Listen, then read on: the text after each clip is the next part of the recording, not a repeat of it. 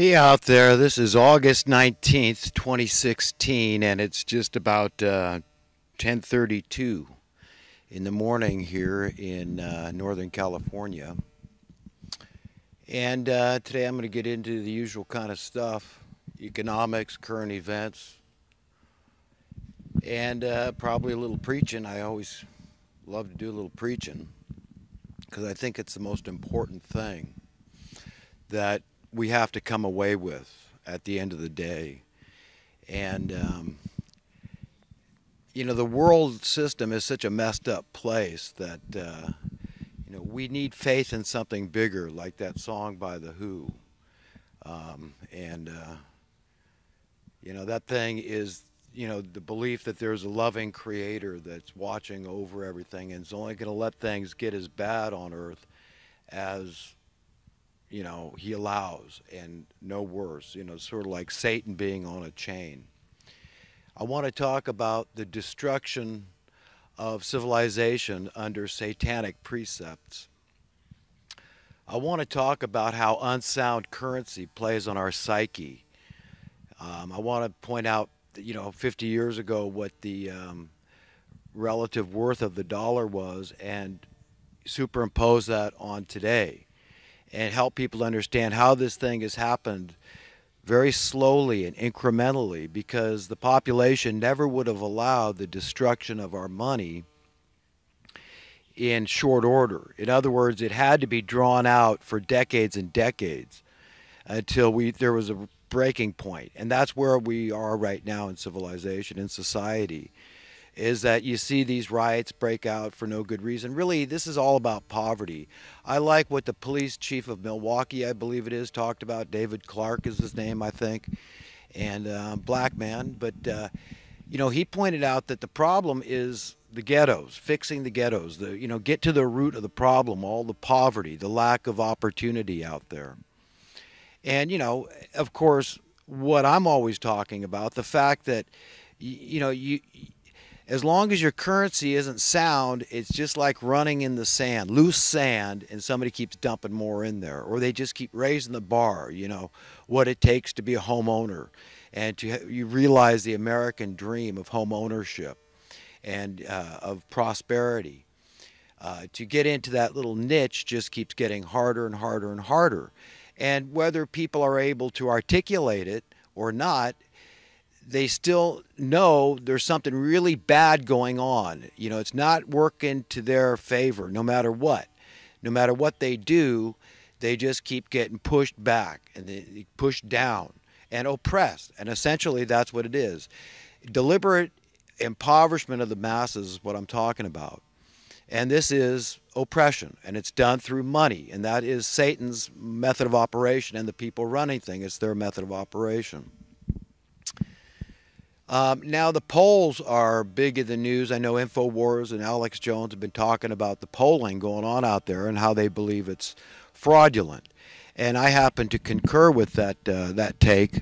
And the reason why is because we know that the media, for one thing, is not trustworthy, and that the New World Order and its minions, its associated minions, are all complicit and with this New World Order cabal. And so if you could see the true newscasters out there instead of the pretty faces they put on TV for you to see, if you could see guys like George Soros and George Bush and Bill Clinton up there reading off the news, and all the Brzezinskis of the world, the Kissingers, the true, the grand puppeteers, those that are really calling the shots, who get orders from the ultra elite.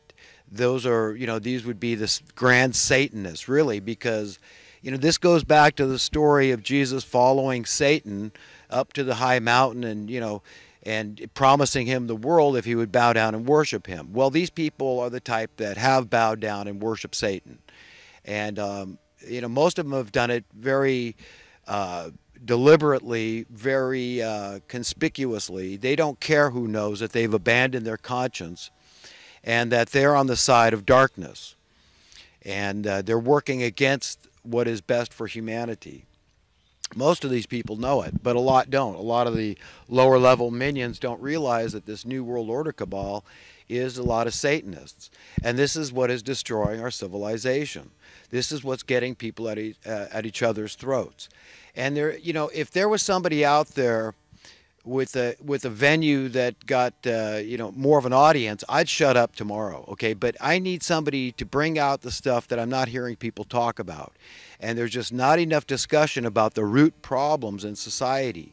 You know, we talk about geopolitics a lot and how this war is terrible and this one we shouldn't have got involved over here, and how these trade deals are really bad, and, you know, it's very unfair and there's no tariffs, and, you know, it's just destroying our industry and it's destroying the employment opportunities for our people. And yes, it's contributing to poverty and wealth disparity, but we're not getting to the really root problem, you know, to the meat of the matter. And the meat of the matter really is that it's a monetary thing. Everything is, and this goes back to the Bible too. This is what Jesus talked about. The love of money is a root of all evil. Jesus likened money to Satan, to like a false competing God. And we've got to get this through our heads, or else we're floundering. In my mind, we're floundering, and we can just nibble at the edges and, you know, and say, well, this, you know, little problem, you know, I don't like high taxes, and this is really bad for the economy, and, you know, we need tariffs, and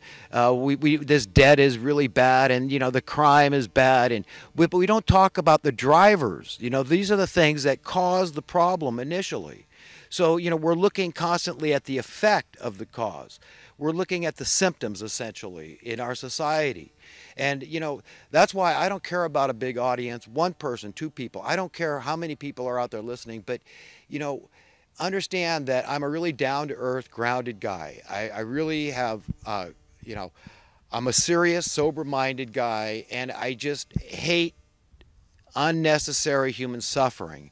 And there's a lot going around. And I'm not necessarily talking about my own personal human suffering, okay? I'm talking about that of others that are the weaker links in society. I'm quite capable. I've got a good record. I can go out there and get a job. I can learn whatever new thing I want to learn. And I'm a smart guy, and I can go amass a fortune. Okay, I'm not too concerned about me, but I am concerned about my brother or sister that are a weaker link, that are going to die out in the cold tonight, or that are going to get suicidal. They're just breaking down. They feel really bad, you know, about the system, way worse than I do, way worse than I even know, although I've been homeless at times in my life. But I understand that, you know, this is a deliberate thing that's going on. This is social Darwinian economics. Now, at the same time, concurrently with our own native sons and daughters and a lot of veterans out there dying out in the cold, just being neglected, told, hey, there's a big waiting list for Section 8 if you want to live in this area, or we're not even letting anybody on the Section 8 waiting list. And, you know, the taxes keep going up because you got to keep subsidizing that Section 8, and it's going into the pockets like guys like Rich Dad, and it keeps exacerbating the problem. You know, instead of solving the problem. And people think that, you know, I'm some bleeding heart liberal because I say, wait a minute, if it would be fiscally prudent to just, you know, solve the doggone problem, solve the abject poverty out there, so you don't have all this crime that's induced by financial desperation.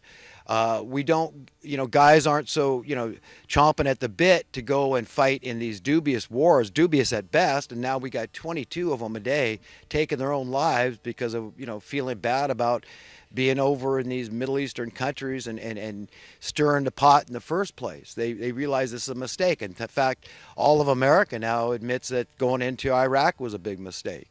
So, you know, what about Libya? What about, you know, Hillary Clinton and the Benghazi thing, giving ISIL, you know, ISIS and Al Qaeda and Al Nusra, whatever, all these terrorist groups that, you know, could you imagine if these were people that were fighting in America? I mean, it would be all over them. Our guys would, you know, so this is up to these other countries. It's up to them to solve their own problems, you know, to work them out peaceably. Peaceably is what I believe in, because I don't like war.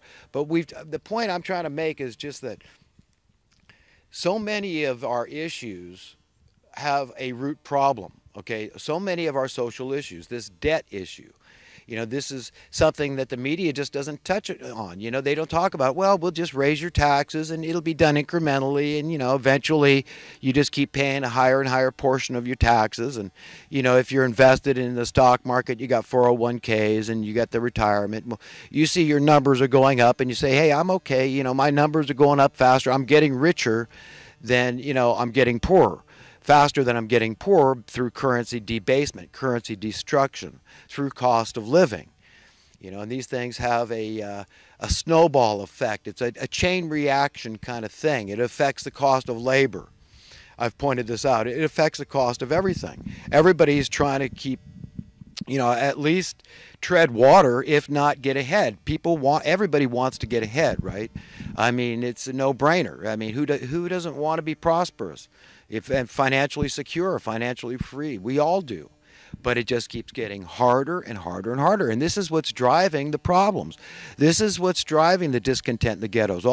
So many of these blacks killing each other. I mean, we know what's going on. I mean, people are living in abject poverty. They are humiliated. A lot of them have to accept welfare. Their children don't respect them. Their wives don't respect them. And they just abandon, caring anymore. They just go out and, hey, you know what? I'm going to start selling drugs. Then I'm going to drive a beautiful car and people will respect me. I'll be a badass. So maybe I'll start a gang. So they're out there gangbanging and shooting each other up. And, the drugs are a part of that whole culture, right? Because it's illegal. Here's another thing I wanted to talk about. All the stuff out there that's illegal. And, and there's stuff that should be illegal, but we don't talk about it, I mean, oppression should be illegal, for one thing. It should be, not allowed that people, treating others the way they don't want to be treated, okay?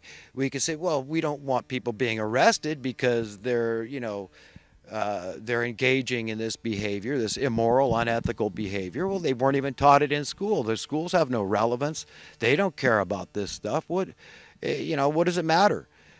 But the point is that if there's no value at all put on this, you can see how this is contributing to the breakdown of society. People don't care. They say they're not treating their fellow man. How many tenants are treating their landlord like a brother or a sister? And conversely, how many landlords are treating their tenant like a brother or a sister when it comes to raising? Are they really, understanding the interconnectivity and how, in order for us to ever be content as a society, a civilization, we've got to care about each other. We just can't say, well, no, this is social Darwinianism. It's just about me and getting ahead and, mad dog, crony fascist capitalism. I'm on board with that because this is the winning side. And, you guys, I'm sorry, but it's just the way it is. Social Darwinian economics. You're going to have, survival of the strongest here. We're being separated. And it's going to get harder and harder to break that down. All I'm saying is let's start breaking that down. Let's start breaking that disparity and saying, with sound money, it would happen gradually over a long period of time. And just if it reversed and we started seeing the trajectory going up, even so slightly on a graph where your currency just kept going up in worth over time, you see, you don't need pay raises, cost of living adjustments. You don't need anything. You're going to get more prosperous just because your currency is worth more and more and more, like it should be. That's what progress to me is. Okay, so am I really a bleeding heart here when I say, if it's cheaper, than paying rich dad, Section 8 supplement, subsidies, okay, forever, and he just raises his rent, and so the government's got to pay a higher chunk of the rent because they decide that all this tenant can really pay is, 5 or 10% of the rental cost because he's on a minimum wage job. And so you get where I'm going with this thing. You're going to complain about your taxes forever, okay, because they've got to go up because everything else is going up. You've got to subsidize rich dad, okay? He needs a new mansion. He needs a new Maserati.